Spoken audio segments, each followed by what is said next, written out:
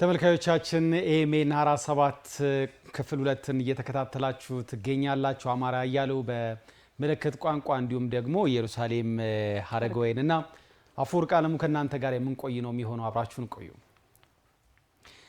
የጋራ ሀገራዊ ትርክት መቅረጽ አስፈላጊነትና ተቋማዊ አቀራረብ ላይ ትኩረት አድርጎ በጅማ ከተማ የተካሄደው ሀገር አቀፍ ጉባኤ የጅማ ስምምነትን በማጽደቅ ተጠናቀቀ።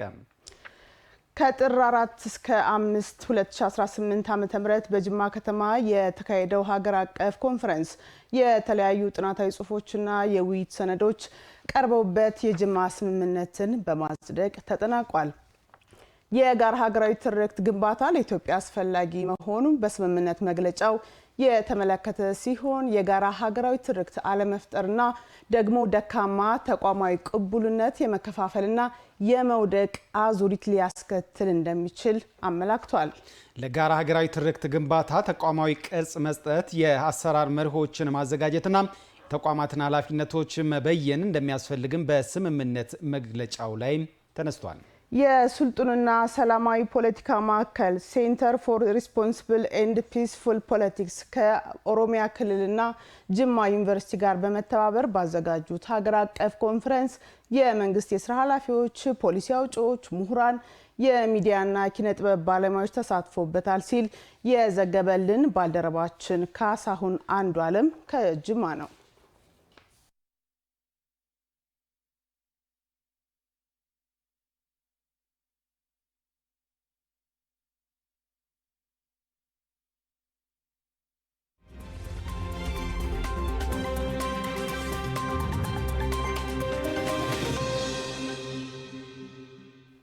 አጭሩን ጉዳይ አስቀድመን አሁን ደግሞ በዝርዝር ወደምንመለከታቸው ጉዳዮች እንሸጋገራለን። አብራችሁ እንድትቆዩ በድጋሚ በአክብሮት እንጋብዛለን።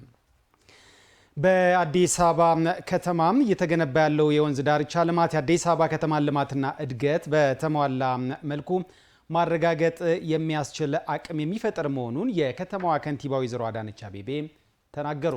በከተማዋ እየተከናወኑ የሚገኙ የወንዝ ዳርቻ ልማት ስራዎችን ገለጻ ያደረጉት ከንቲባዋ ሁሉንም ዜጎች እኩል ተጠቃሚ የሚያደርጉ የልማት ስራዎች መከናወናቸውን አንስተዋል። ሪፖርተራችን ሄለን ጀንበሬ በትንታኔ ስትመለከተው ተመስገን ይመር ደግሞ እንዲህ ያቀርበዋል።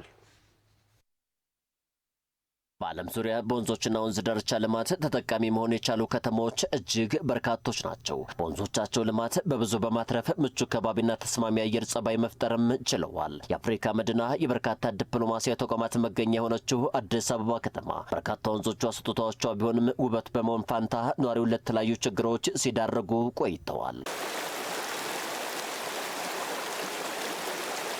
በአዲስ አበባ ውስጥ የሚገኙ አብዛኛዎቹ ወንዞች ተፈጥሯዊ ውበታቸው ጠፍቶ ተፈጥሯዊ ይዞታቸውን ለቀው ነው የሚገኙት። ድዩ ላይ የተለጠፈው ቆሻሻ እንዳለ ይዞት የሚመጣው ከከተማ ነው። ከፍተኛ ሽታ ነው ያለው።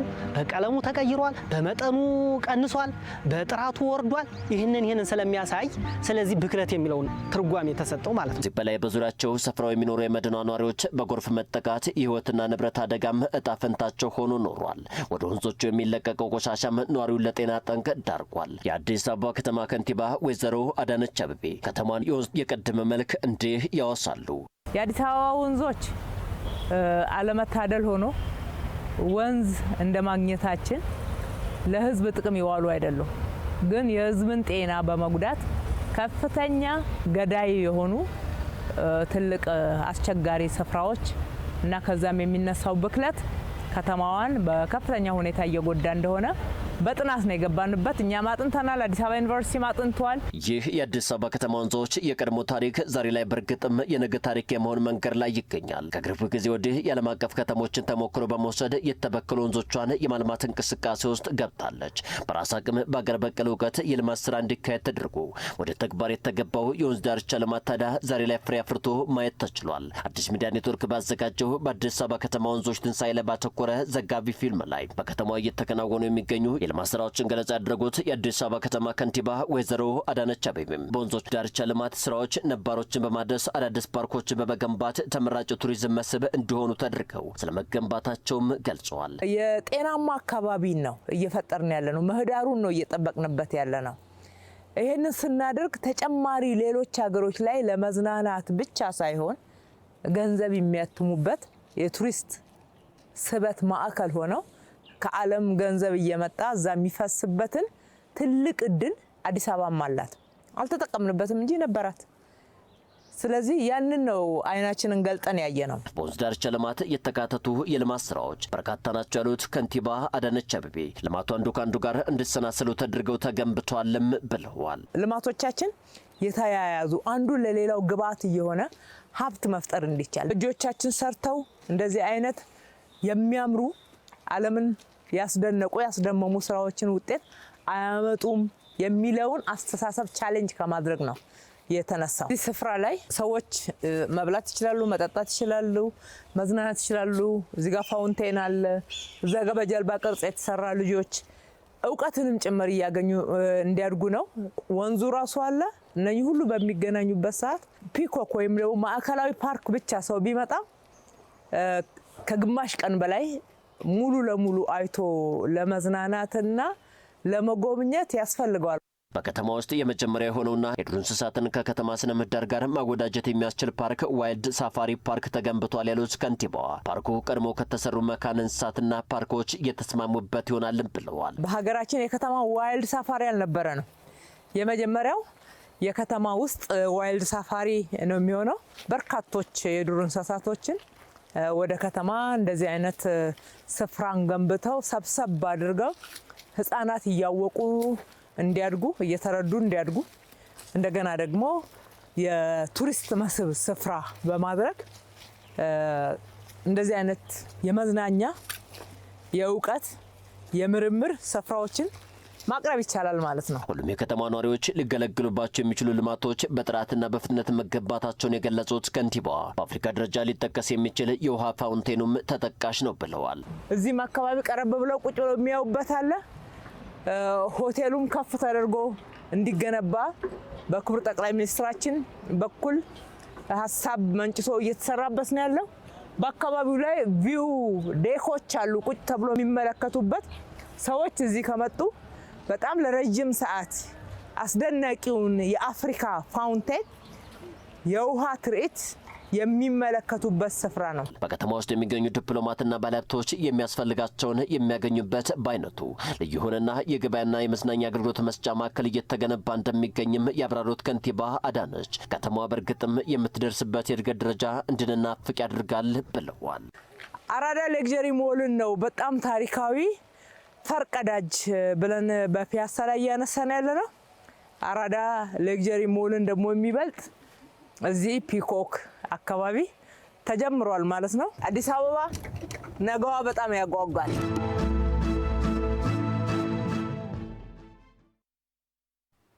የወንዝ ዳርቻ ልማት መረጃዎቻችን ላይ ቆይታ እናደርጋለን። ቸርችል ጀርባ በተለምዶ አጠራሩ ጎላ ሚካኤል በሚባለው አካባቢ እየተካሄደ የሚገኘው የወንዝ ዳርቻ ልማት ከደህንነት ብሎም ከጤና ስጋት እንዳላቀቃቸው ነዋሪዎች ተናገሩ።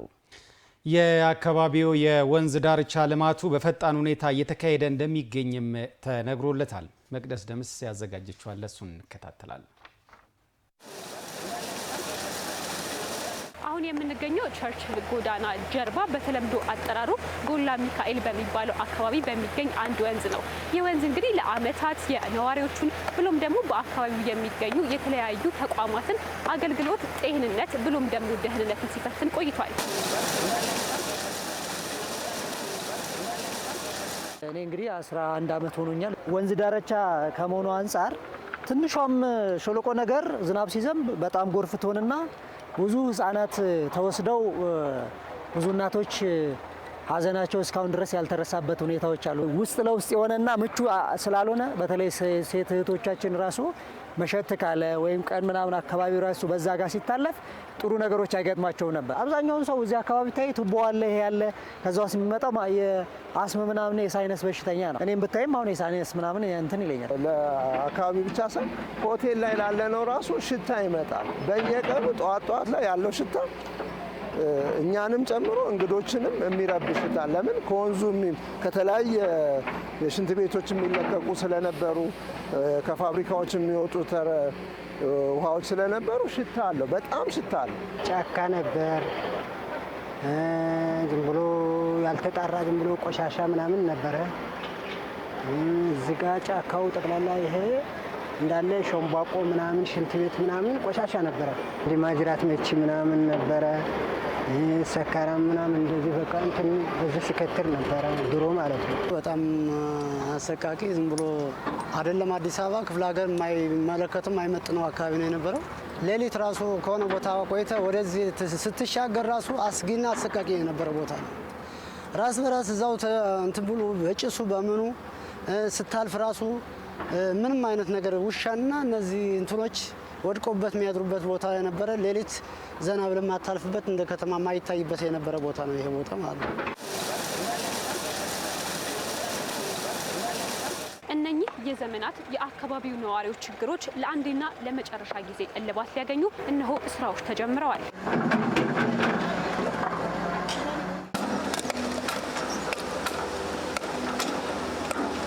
አዲስ አበባ እያን ስናወራት እና እዚህ ከኋላው ደግሞ እንዲህ አይነት ጉድዛ ስትሄድ ትንሽ ማቻ አያደርግምና አሁን ልክ ስሟና ተግባሩ አብሮ ሲሄድ ደግሞ የአዲስ አበባ ነች የሚለውን ነገር ያስኬዳል። ከብዙ አንግል፣ ከጤና አንግል፣ ከሰላም አንግል፣ ከአካባቢ ንጽህና ጋራም ስትመለከቸው ሰዎች ልክ ወደ ቸርቸር ጎዳና እንደሚሄዱት ሁሉ እዚህ ጋር ወክወይ አርፈው ተዝናንተው የሚስተናገዱበት ሁኔታ። ሆቴላችን ከዚህ በፊት በነበረው ሁልጊዜ ስናከራይ የነበረው ፊት ለፊቱን ብቻ ነው። ወይራስ ግን አሁን ይሄ ነገር አካባቢው በደንብ ከለማ እና አትራክቲቭ ከሆነ እንደ አንድ ቪው የተሻለ ገጽታ ይኖረዋልና ስንሸጠውም ሩማችንን ሪቨርሳይድ ቪው ብለን የምንሸጠው ነገር ለቱሪስቶችም ሆነ ለዛ አካባቢ ሩማችንን ለሚይዙት እንግዶች የተሻለ እይታ ይኖራል። ለሆቴሉም ደግሞ ገቢ አሁን ካለው ገቢ የተሻለ ይጨምርለታል። 2 ወሩ 3 ወሩ አካባቢ ማለት ነው የተጀመረው። አሁን በጣም ፍጥነት አለው። አሰራሩ በጣም አሪፍ ነው። 24 ሰዓት እየተሰራ ለዚህ አይነት ለውጥ እያየን ያለ ነው። ይሄን አይናችን ራሱ ጥሩ እየበላ ነው። በቃ ምንም ስራ አልነበረንም። አሁን ለዚህ ለማየት ነው የመጣ ነው። ፒያሳ 4 ኪሎ ምናምን እንደሄደን ካሳንቺስ ሄደን እንደምናየው አሁንም እዚህ ጥሩ እይታ እያየን ያለን፣ በጥሩ ሁኔታ እየተንቀሳቀሰ በጥሩ የበለጠ ነገር እንደማይ ነው ተስፋ ማድረገው።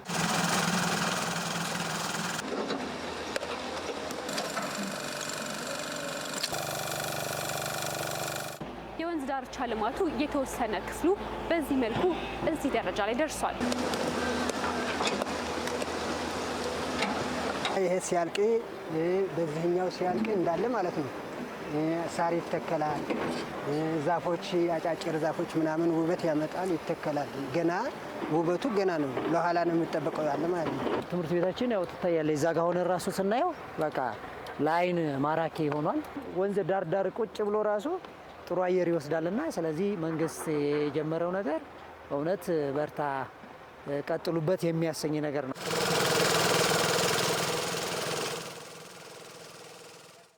በአዲስ አበባ ከተማ እየተካሄደ ያለው የወንዝ ዳርቻ ልማት ፕሮጀክት በከተማዋ የሚገኙ 8 ወንዞችን ያቀፈ ግዙፍ የልማት ፕሮጀክት ነው። ፕሮጀክቱ የከተማዋን ደረጃና ገጽታ በእጅጉ የሚያሻሽል የተፈጥሮ ጸጋን ከልማት ፍላጎት ጋር ያስተሳሰረ ስለመሆኑም ተነግሮለታል።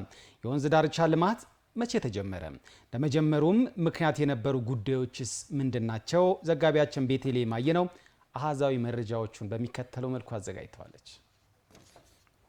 አመሰግናለሁ። እንግዲህ በከተማችን አዲስ አበባ ወደ 76 ያህል ወንዞች እንዳሉ ይታወቃል። ወንዞች ለከተሞች ውበት፣ የከተሞች መቆርቆር ከፍተኛ አስተዋጽኦ እንዳላቸው ቢታመንም በከተማችን አዲስ አበባ የነበረው የወንዞች ታሪክ ግን ከዚህ በተቃራኒ ነበረ። በ76ቱም ወንዞች ከመጸዳጃ ቤት የሚወጡ ፍሳሾች በቀጥታ ይገቡባቸው ነበረ። ከዚህ ጋርም ተያይዞ ለማህበረሰቡ የጤና ጠንቅ የሆኑ በርካታ በሽታዎችንም ሲያመጡ የነበሩ መሆኑ ይታወቃል። ታዲያ ይህንን የከተማዋን የወንዞች ታሪክ ለመቀየር በ2012 እንቅስቃሴዎች መጀመራቸውን እናስታውሳለን። እንግዲህ በከተማችን እንዲሁም በሀገራችን የወንዝ ዳርቻ ልማት ላይ ብዙም ተሞክሮ ስላልነበረ ከውጭ ሀገራት ባለሙያዎች እንዲሁም ተሞክሮ ለመውሰድ ሙከራዎች፣ እንቅስቃሴዎች ነበሩ። በዚህም በመጀመሪያው ምዕራፍ ማለት ነው ወደ 7 ኪሎ ሜትር ለመስራት የታቀደ መሆኑ ይታወቃል። ነገር ግን በ5 ዓመት ውስጥ ማሳካት የተቻለው 2 ኪሎ ሜትር ያህሉ ብቻ መሆኑም የሚታወስ ነው። ታዲያ ከዚህ ጋር ተያይዞ ቆም ተብሎ በመታሰብ በሀገር ልጆች በሀገር በቀል እውቀት ይህንን ስራ ለመስራት እንቅስቃሴዎች ተጀመሩ ማለት ነው። እንግዲህ በዚህ መሰረት በራሳ አቅም በሀገር በቀል እውቀት በ2017 ተጀምሮ 47 ኪሎ ሜትር መስራት እውን ማድረግ የተቻለበት ሁኔታም አለ። 8 ወንዞችን ማልማት ተጀመረ። ከነዛ መካከል ደግሞ ትልቅ ሽፋን ያለው ልማት 22 ኪሎ ሜትር የሚሸፍነው ከእንጦጦ ፓርክ እስከ ፒኮክ ያለው ስራ ነው። ይህም የውስጥ ለውስጥ መንገድን ሳይጨምር ማለት ነው 22 ኪሎ ሜትር የሚሸፍነው። በዚህ ልማት ውስጥ እንግዲህ የተለያዩ ስራዎች ተሰርተዋል። 7 ፓርኮችም የተካተቱበት ነው። ፒኮክ ፓርክ እንግዲህ በውስጡ በርካታ ነገሮችን የያዘ ነው። ከነዛ መካከል ጥቂቱን ለመግለጽ ብንሞክር ለህፃናት እንዲሁም ለአዋቂዎች ለመዝናኛ የሚሆኑ የመጫወቻ ስፍራዎች እንዲሁም ደግሞ ወላጆችም እዛ ስፍራ ልጆቻቸውን ለማዝናናትም ሲሄዱ አዋቂዎችም ለመዝናናት በሚሄዱበት ወቅት ለህፃናት ማቆያ የሚሆኑ ስፍራዎች አሉ። የተለያዩ የኪነ ጥበብ ስራዎችን ለማቅረብ የሚረዱ ሰፋፊ ቦታዎች በአፍሪካም ከፍተኛ ወይም ደግሞ ትልቅ የተባለው ፋውንቴንን ጨምሮ የስፖርት ማዘውተሪያና ሌሎች ነገሮችንም በውስጡ ያካተተ ስለመሆኑ መመልከት እንችላለን። እንግዲህ ሌላኛው ደግሞ በዚህ ፓርክ የምናገኘው ነገር ዋይልድ ሳፋሪ ወይም ደግሞ የዱር እንስሳት ፓርክም የሚገኝ ነው። እንግዲህ 55 ሄክታር መሬት ላይ ነው ያረፈው ይህ ፓርክ። በተለይ ደግሞ የዱር እንስሳት በከተሞች አካባቢ ሰዎች እንዲጎበኟቸው ምቹ ሁኔታ ተፈጥሮላቸው ከማድረግ አንጻር ከፍተኛ ሚና የሚጫወት ፓርክ መሆኑም ይታወቃል። ከ200 በላይ የዱር አራዊቶች ወደ ሳፋሪው ገብተው የራሳቸውን እንግዲህ ሰዎች እንዲጎበኙባቸው የሚደረግበትም ሁኔታ ስለመኖሩ መመልከት እንችላለን። በፓርኩ ውስጥ እንግዲህ በተለይ ደግሞ ለነዚህ የዱር አራዊቶች ምቹ የሆነ ስፍራን ከመፍጠር አንጻር ከ100 ዓመት በላይ ያስቆጠሩ እድሜ ጠገብ ዛፎች አሉ። ይህ አካባቢውን ግርማ ሞገስ ከማላበስ ስነ ምህዳሩንም ከመጠበቅ ባለፈ ለዱር አራዊቱ ምቹ ሁኔታን የሚፈጥር ስለመሆኑ መመልከት እንችላለን። እንግዲህ በጥቅሉ ደግሞ ከ40 በላይ መሸጋገሪያ ድልድዮችም በዚህ ስፍራ ተሰርተዋል። ጎብኚዎች ከአንዱ ወደ አንዱ ወንዞችን በሚሻገሩበት ጊዜ ለመሸጋገሪያነት የሚጠቀሙባቸው ከዛም ባሻገር ለአካባቢው ማህበረሰብም ለመሸጋገሪያነት የሚያገለግሉ ከ40 በላይ ድልድዮች መሰራታቸውን መመልከት እንችላለን። በከተማችን አዲስ አበባ የወንዞች ታሪክ ይህ ነበረ። እንግዲህ አሁን ላይ ዛሬ ደግሞ አዲስ ታሪክ ተሰርቶ የተለያዩ ፕሮጀክቶች እየተሰሩበት ያለው ሁኔታ መኖሩንም መመልከት እንችላለን። አሁን ላይ ግን የአዲስ አበባ ወንዞች ምን ላይ ናቸው የሚለውን በጥቂቱ እንዲህ ተመልክተናል። የአዲስ አበባን መልክ እየቀየሩ ከሚገኙት ስራዎች መካከል እንግዲህ የወንዞች ዳርቻ ልማት አንደኛው ነው። ዜናዎቻችን እሱን ገታ እናደርግና እዚህ ላይ ደግሞ ወደ ሌሎች ጉዳዮቻችን ደግሞ እንሸጋገራለን።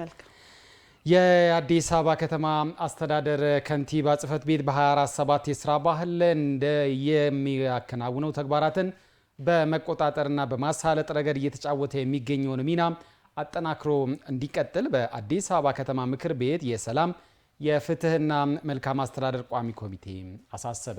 ቋሚ ኮሚቴው የጽሕፈት ቤቱን የ6 ወራት እቅድ አፈጻጸምም ገምግሟል። መቅደስ ደምስ እንደሚከተለው ታቀርበዋለች። አዲስ አበባ የተያያዘችውን የለውጥ ጉዞ በተያያዘው ዓመት በብዙ ብርታት ይበልጡኑ የማስቀጠል ጥረትን ተያይዘዋለች። ለነዋሪዎቿ የተመቸች መኖሪያ ከመሆን አልፋ ለዓለም አቀፍ እንግዶች ምቹ መዳረሻ መሆን ችላለች። በ2018 በጀት ዓመት ባለፉት 6 ወራት የተከናወኑ ተግባራትና ውጤቶቻቸው ደግሞ ምስክር ናቸው። ከተማችን ውብ ነች፣ ማራኪ ነች፣ ለነዋሪዎቿ ምቹ ነች ብለን ስንል የዓለም አቀፍ ኮንፈረንሶችም እየሳበች ነው። በዚህ ዓመትም በርካታ ኮንፈረንሶች ተካሂደዋል። በዚህ ኮንፈረንሶች ደግሞ ከ25,000 በላይ ታዳሚዎች ታድመውበታል። የራሳቸውን የቻለ የኢኮኖሚም የገጽታ ግንባታም የተካሄደበት ስለሆነ አሁን ከተማችን በኮንፈረንስ የምትታማ አይደለችም። ስለዚህ መነቃቃት አለ፣ ገጽታ ግንባታ አለ። በአዲስ አበባ ከተማ ምክር ቤት የሰላም ፍትህና መልካም አስተዳደር ጉዳዮች ቋሚ ኮሚቴ በአዲስ አበባ ከተማ አስተዳደር የከንቲባ ጽሕፈት ቤትን የ2018 ዓ.ም ግማሽ ዓመት ዋና ዋና እቅድ አፈጻጸም ሪፖርትን ገምግሟል። በልዩ ኢኒሼቲቭ የቤት እድሳትና ማዕድ ማጋራትን ጨምሮ ነዋሪውን ተጠቃሚ ለማድረግ የተከናወኑ ተግባራት መልካም አስተዳደር ይሰፍን ዘንድ የተሰሩ ስራዎች ለግምገማ ቀርበዋል። 24/7 በቁርጠኛ አመራር ታሪካዊ ስራ እየተሰራ ነው በሚል አስተዳደሩ እያከናወናቸው የሚገኙ ተግባራትን ያወደሰው ቋሚ ኮሚቴው ተጠናክሮ እንዲቀጥል ጠይቋል። የቤት ግንባታዎች እንዲሁም ደግሞ በማዕድ መጋራት በጣም የሚገራርሙ ስራዎች የተሰሩበት አጀንዳን ቀርጾ ሰጥቶ ህዝባዊ የማድረግ አቅምን የሚያመለክት ነውና እሱ ላይ ቴንኪው ማለት ፈልጋለሁ። በጣም ታፍ የሆኑ ስራዎች እያስተባበረ ያለ ተቋም ነው። ኦልሞስት የከተማዋ የኮሪደርና የወንዝ ዳር ልማት በዚህ ሴክተር በዚህ አመራር እየተስተባበረ ያለ ስራ ነውና ትልቅ ውጤታማ ትልቅ ተግባር እየፈጸመ ጎን ለጎን ደግሞ በዚህ ደረጃ መደበኛ ስራዎቹ ማስኬዱ የሚደንቅ ነው። አንዱ የሚያሳየው 24/7 የሚባለው በትክክል በተግባር በዚህ ተቋም ላይ እየተገበረ እንደሆነ ማሳያም ጭምር ነው። የከተማዋን ሁሉንም አካባቢዎች በልማት ከማቀራረብ ረገድ ለሚስተዋሉ ክፍተቶች ምን ታስቧል? እንዲሁም በመሶብ የአንድ ማዕከል አገልግሎት ውስጥ አገልግሎት የሚሰጡ ተቋማት ከመሶብ ውጪ የሚሰጡትን አገልግሎታቸውን ለማሻሻል ምን እየሰሩ ይሆን የሚለው ቋሚ ኮሚቴው ልዩ ትኩረት ያሻቸዋል፣ የቤት ስራን ይጠይቃሉ ሲል ካነሳቸው ጥያቄዎች መካከል ናቸው። ጽህፈት ቤቱም ለጥያቄዎቹ ምላሽ ሰጥቷል። ኢንፍራስትራክቸሮች ይዘረጋሉ። እነዚህን በኪራይ ቤት ውስጥ ሆኖ ከተዘረጉ በኋላ እንደገና ኪራይ በየጊዜው እየተጨመረ ውጡ የሚባሉበት ሁኔታ አለ። የተወሰኑትን ተቋማት ከዛ ውስጥ በመነጋገር መፍትሄ የሚሰጥበት መንገድና መቀነስ የሚቻልበት ሁኔታ ቢፈጠር ይህንን ለመቅረፍ ታቅዶ የተሰራ ያለ ስራ አለ። ለምሳሌ አዲስ ግንባታ የተገነባበት ያለ ለምሳሌ ትራፊክ ማኔጅመንት ህንጻ መገናኛ የሚገነባውን ማንሳት ይቻላል። 3-4 ቢሮዎችን በአንድ ላይ ይዛል። ሌላኛው ግን ፋይናንስ ቢሮ፣ ሴቶችና ህጻናት ንግድ ቢሮ ያለበት ህንጻ ተከራይተው ያሉበትን አዲስ ግንባታ በአስቸኳይ ለተቋማቱ የሚገነባበት የተቀመጠበት ዳይሬክሽን እንዳለ አገልግሎት ላይ ያለብንን ስብራት ለመጠገን የአንድ ማዕከል የመሶብ አገልግሎትን ነው እንደ ስትራቴጂ ኢፌክቲቭ ስትራቴጂ ነው ተብሎ ተወስዶ እየተሰራ ያለው። ሁሉንም ሰርቪስ እዛ ጋር አንድ ላይ ማካተት የማንችልበት ሁኔታ አለና ጎን ለጎን ሌሎች ሴክተሮችን የማነቃቃት የተለያዩ ስራዎች ቢሰሩም ስቲል በአገልግሎት ዘርፉ ያለውን ችግር ለመፍታት ከዚህ በበለጠ መስራት ያስፈልጋልና እሱ ላይ ምን ታስቧል የሚለውን ሀሳብ ለማንሳት እወዳለሁ። ሞሰብ የገቡ ተቋማት ሞሰብ ከገቡ በኋላ ቆመዋል ማለት አይደለም። ለምን የሞሰቡ አንድ ማዕከል አገልግሎት ሁሉም ቦታ አላደረስ ነው። ስለዚህ አሁን ለጊዜው እየሰራ ያለው ሁለቱም አገልግሎት ነው። እዛም ሲሄዱ ያገኛሉ፣ እዚህም ገብቶ ግን ሌላ ቦታ መሄድ ቃሊቲ መሄድ ሳይጠይቀው ቦሌ መሄድ ሳይጠይቀው 4 ኪሎ አንድ ማዕከል ጋር ገብቶ አገልግሎት ያገኛል። ጽህፈት ቤቱም ለመልካም አስተዳደር የላቀ ሚና ያለውን የመሶብ የአንድ ማዕከል አገልግሎት በመጪዎቹ 6 ወራት በሁሉም ክፍለ ከተሞች ተደራሽ የማድረግ ውጥን ስለማንገቡ ገልጿል። የነዋሪውን ችግር የሚፈታ ምላሽ የሚሰጥ አመራር እንፈጥራለን፣ ባለሙያ እንፈጥራለን። በተለይ በአንድ መሶብ አገልግሎት የተሰጠው በ11 ክፍለ ከተማ ይካሄዳል፣ ይከናወናል። ይህ ጅምር አለ። እንደዚህ ስራዎች ከሰራን የተሻለ ነገር ይኖራል ብለን እናስባለን።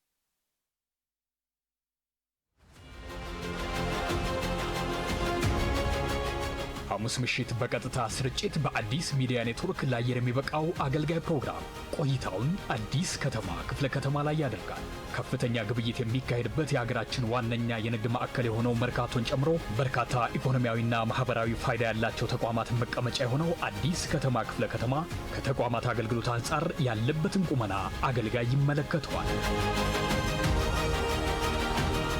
ህጋዊ የንግድ ስርዓት እንዲሰፍን፣ ኢመደበኛ ንግድ ስርዓት ለማስያዝ፣ ያለደረሰኝ ግብይት ለማስቀረት የተወሰዱ እርምጃዎች በገቢር የሚቆጠር ውጤት ስለማምጣታቸው አገልጋይ ይጠይቃል።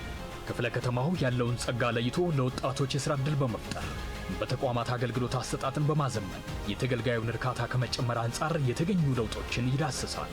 ሐሙስ ምሽት ቆይታውን ካደረጉ በቤቶች አስተዳደር፣ በከተማ ልማትና መልሶ ማደስ፣ በሲቪል ምዝገባና የነዋሪዎች አገልግሎት፣ በመስሪያ ቦታዎች መሬት ልማት አስተዳደር እንዲሁም መሰል ጉዳዮች አዲስ ከተማ ክፍለ ከተማ ምን መልክ አለው ሲል አገልጋይ ይፈትሻል። ሐሙስ ምሽት ቆይታውን አዲስ ሚዲያ ጋር ያድርጉ። የስልክ መስመሮቻችን ወትሯዊ ዝግጁነታቸውን እንደጠበቁ እርስዎን ለማስተናገድ ዝግጁ ናቸው። እርስዎ ቁጥሮችን ተጭነው ሃሎ ይበሉ። ለጥያቄና አስተያየቶ ፈጣን ምላሽ እንሰጣለን።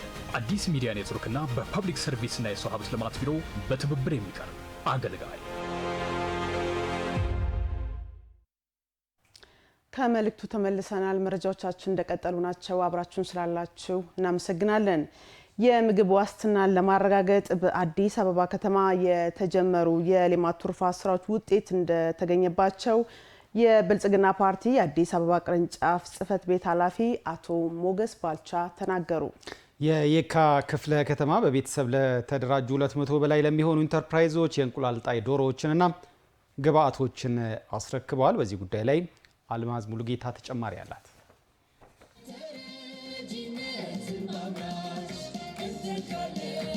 እንደ ሀገር ከተረጅነት ለመላቀቅና ምርትና ምርታማነትን ለማሳደግ አዳዲስ ስልቶች ተቀርጸው እየተሰሩ ይገኛሉ። ከነዚህ ስልቶች መካከል ደግሞ የሌማት ትሩፋት አንዱ ነው። አዲስ አበባ ከተማ ከሸማችነት ወደ አምራችነት ማሸጋገር ይገባል በሚል የሌማት ትሩፋት መርሃ ግብር ትኩረት ተሰጥቶት እየተሰራ ይገኛል። የዚሁ አካል የሆነው በየካ ክፍለ ከተማ በቤተሰብ ለተደራጁ ከ200 በላይ ለሚሆኑ ኢንተርፕራይዞች የእንቁላል ጣይ ዶሮዎችና የተለያዩ ግብዓቶችን የማስረከብ መርሃ ግብር ተካሂዷል። በብልጽግና ፓርቲ የአዲስ አበባ ከተማ ቅርንጫፍ ጽህፈት ቤት ኃላፊ አቶ ሞገስ ባልቻ እንዳሉት በተጀመረው የሌማት ትሩፋት መርሃ ግብር ውጤታማ ስራዎች ተሰርተዋል። እንደ አዲስ አበባ ከተማ አስተዳደር አዲስ አበባ ሸማች ብቻ ሳትሆን አምራችም ነች በሚል ሰፋፊ የግብርና ስራ ውጤቶችን በማከናወን ትልልቅ ስኬቶች ተመዝግበዋል። ከነዚህ ውስጥ አንዱ በተለይ በዶሮ በአትክልት እና በሌሎች በእንስሳት ተዋጽኦ ምርቶች ላይ ሰፋፊ ስራዎችን እያከናወን እንገኛለን። የከተማ ግብርና ኮሚሽናችንም እነዚህ ጉዳዮች እንዲሳለጡና እንዲቀላጠፉ በርካታ ስራዎች እያከናወነ ይገኛል። ዜጎች በየአካባቢያቸው ያሉ ጸጋዎችን በመጠቀም የስራ ዕድል ፈጠራና የኢኮኖሚ ተጠቃሚ እንዲሆኑ በትጋት እየተሰራ መሆኑን ያነሱት አቶ ሞገስ የመርሃ ግብሩ ተጠቃሚ ወጣቶችና ሴቶች ያገኙትን እድል በመጠቀም ራሳቸውን ለውጠው ለሌሎች አርአያ ሊሆኑ ይገባል ሲሉ አሳስበዋል። በእጃችን ያሉ ጸጋዎቻችን የመስራት ጸጋ፣ የመለወጥ ጸጋ እና አጠቃላይ ያሉ ምቹ ሁኔታዎችን በመጠቀም ለራሳችን ኑሮ ሊሆን የሚችለው ምግብ በቅርብ ማዘጋጀትና ማቅረብ ዋና ጉዳያችን ሊሆን ይገባል። ዛሬ በዚህ መልኩ ይህንን ፓኬጅ የምትወስዱ ወጣቶች፣ ሴቶች በዚህ ጉዳይ ላይ ትኩረት ሰጥታችሁ ሰርታችሁ እንደ አንድ ትልቅ አቅም ልትወስዱት የሚገባ መነሾ ነገር መሆኑን ለመግለጽ እወዳለሁ። ተጠቃሚዎች በበኩላቸው የተረከብነውን የእንቁላል ዶሮ ኬጅና መኖ በአግባቡ በመጠቀም ውጤታማ ስራዎችን በመስራት ምርቶችን ለህብረተሰቡ ለማቅረብ ዝግጁ መሆናቸውን ተናግረዋል። ጤና መኮንን ነኝ እና የጡረታ ወጥቻለሁ። በግዢ በጣም ውድ ናቸው፣ መኖም ውድ ነው። ይህን አጋጣሚ ማግኘቴ ግን በጣም ጥሩ አጋጣሚ ነው ለእኔና ፍላጎቱም ስለነበረኝ ጅማሮችም ስለነበሩኝ ይህን ሳገኝ ደግሞ ይሄን እንደመነሻ አርጌ እየጨመርኩ ሰፊ ለማድረግ ሞክራለሁ። ቦታ አዘጋጅቻለሁ። እዛ ቦታ ላይ ቤተሰቦቼ ማብረው ለመስራት 2 ልጆቼና 2 እህቶቼ ጋር አብረን ለመስራት ዝግጁ ነንና ይሄ እድል ስላገኘው በጣም አመሰግናለሁ። ዶሮዎች በሶስት ወር ውስጥ የተለያዩ እንክብካቤዎችን አድርገን ብቁ ሆነን ሼድን ተቀብለን ደግሞ እነዚህን ከፍ አድርገን 2000-3000 ዶሮዎችን አድርገን በጣም ውጤታማና ትርፋማ ለመሆን እቅዳችን ወደ መስራቱ ነው። መዲናዋ ከ1.1 ሚሊዮን በላይ አባወራዎች የሌማት ትሩፋት ተጠቃሚ መሆናቸውን የተናገሩት ደግሞ የአዲስ አበባ ከተማ አስተዳደር አርሶ አደርና ከተማ ግብርና ኮሚሽን ኮሚሽነር አቶ ባዩ ሽጉጤ ናቸው። በአሁኑ ሰዓት እንደ አዲስ አበባ ከ1.1 ሚሊዮን በላይ አባወራዎች እና ማወራዎች በዚህ በከተማ ግብርና ተሳታፊ ሆነዋል። ወደ 2800 በላይ የመንግስትም ሆነ የግል ድርጅቶች፣ መንግስታዊ ያልሆኑ ድርጅቶች፣ ተቋማት በዚህ በከተማ ግብርና ውስጥ ተሳትፎ እያደረጉ ነው ያሉት። ይህ አገራዊ እንደ ከተማም የተያዙ ትልቅ የከተማ ግብርና ማነቃቂያ እንደዚሁም የንቅናቄ መድረክ አንዱ አካል ነው ማለት ነው።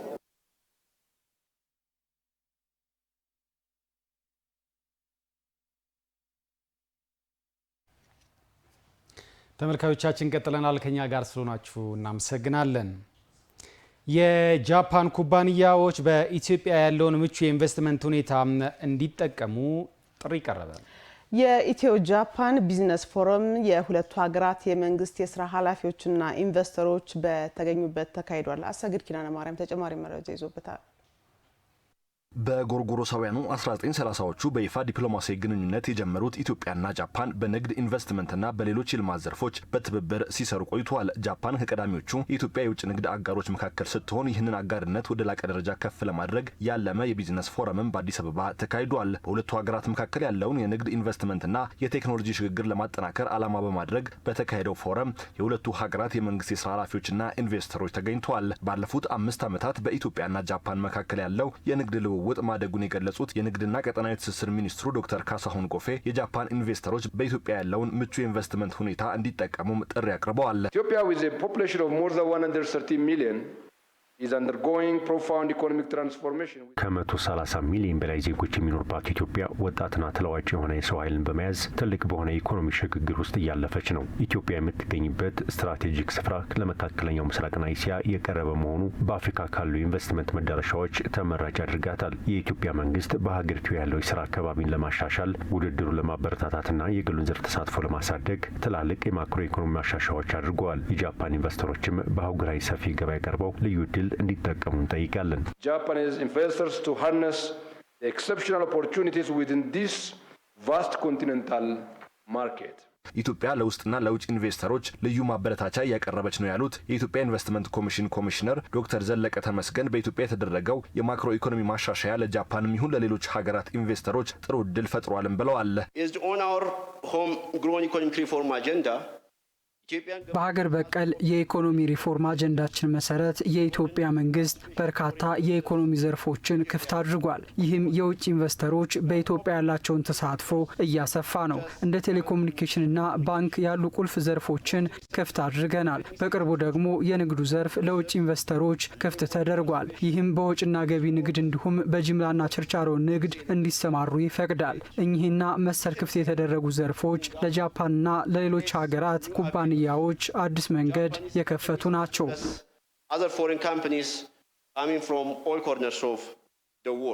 ጃፓን በኢትዮጵያ የልማት ጉዞ ውስጥ የረጅም ጊዜ አጋር መሆኗን ያነሱት የጃፓን የውጭ ጉዳይ ሚኒስትር ዴኤታ ዶክተር ኩኒሚትሱ አያኖ ጃፓን በዓለም አቀፍ መድረክም ይሁን በሁለትዮሽ ግንኙነት ለኢትዮጵያ የምታደርገውን ድጋፍ አጠናክራ ትቀጥላለች ብለዋል። As a major stakeholder in both the IMF በአይኤምኤፍ እና በዓለም ባንክ ትልቅ ድርሻ እንዳለው ሀገር ጃፓን የኢትዮጵያን የማክሮ ኢኮኖሚ ሪፎርምን ትደግፋለች። ከዚያ ባሻገርም የኢትዮጵያ የማኒፋክቸሪንግ እና የግብርና ምርታማነትን ለማሳደግ የሁለትዮሽ ድጋፎችንም እናደርጋለን።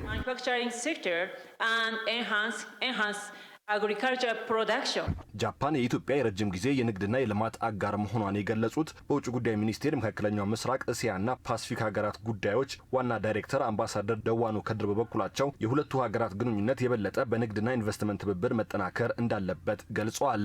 ጃፓን has become a valuable partner to Ethiopia. ጃፓን በኢትዮጵያ የልማት ጉዞ ውስጥ ጠቃሚ አጋር ናት። ቴክኒካል ድጋፎችን በመስጠት የኢኮኖሚ እድገትን በመደገፍ እውቀትን በማጋራትና ባለሙያዎችን በመላክ አሳይታለች። በዚህ ዘርፍ የጃፓን መንግስትና የግሉ ዘርፍ ለተጫወተው ሚና አድናቆቴን እገልጻለሁ።